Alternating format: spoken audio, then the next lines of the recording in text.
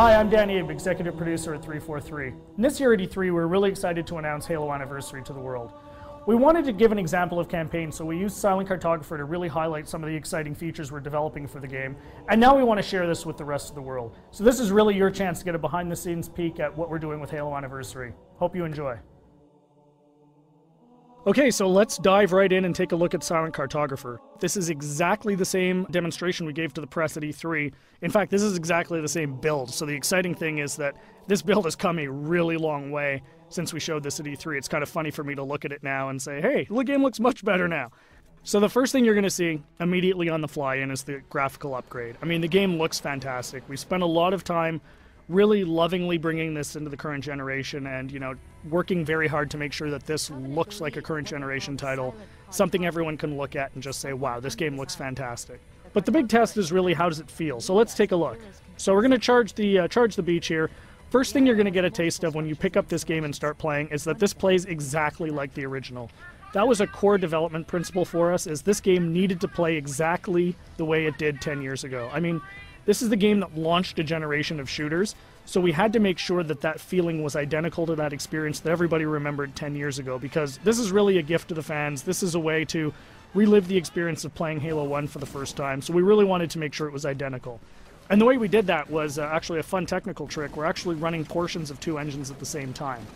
So the underlying code, the code controlling how the game feels, how the AI reacts, all of that stuff, is a lot of it's the original Halo 1 code, and that was really the best way for us to ensure that the game played exactly the same as it did 10 years ago. But on top of that, we've layered a new graphics engine that allows us to, make the game look fantastic and look like a current generation title. So it's really a great mix of the two. So at the end of the day, your Halo fan gets a game that plays exactly like they remember, but looks like a current generation title. We get some other benefits from this as well. As I said earlier, and I say this all the time, the primary goal for this game is to make sure Halo fans can relive the experience of what it was like to play 10 years ago.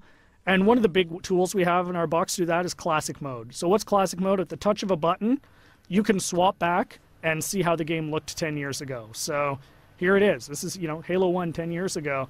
And it's really a magical feature for Halo fans, because this just lets you go back in time and see exactly how this game looked 10 years ago. But the fun part is you can come back at any time.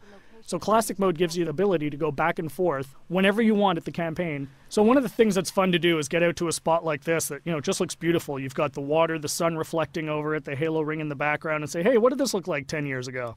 Touch a button, and there it is, right? I mean, it's really, really, really a lot of fun to go back and forth between the two modes. And this is something I personally get the most excited about. And I think, the fans are really going to love it too. This was definitely a big win at E3. As you can see, the other benefits you get from the new version is you've got the splash effects, the dust effects as you get back onto the beach. The game just looks great. The other thing that's fantastic is, for the first time, we're going to have co-op over live for the campaign. So you can hop onto the Warthog with a buddy and just plow through this game and, start mowing down grunts and elites and, just team up with a friend. Get on, go, hook up on live and play through the campaign together. And, we think people are really going to love that too. I often say, what would Halo 1 be without the Magnum? And, of course, the Magnum's back. Everyone remembers that fantastically overpowered pistol that just enabled you to walk through and just mow through hordes of enemies. Tremendous amount of fun. So, we're excited to bring that back as well.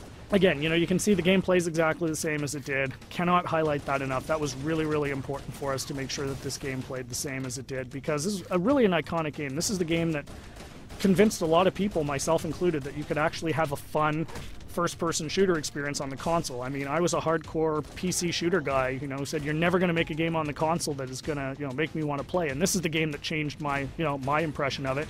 And it's the same for millions of Halo fans. And those fans, that's who this game is for. This game is really a labor of love for us here at 343, and we're really excited to be able to present it to you. So there's your sneak peek of Silent Cartographer. Really just the tip of the iceberg. We've got a lot more features we're going to announce as we get closer to launch. Come to Halo Fest at the end of August and see the whole game in action. See you then.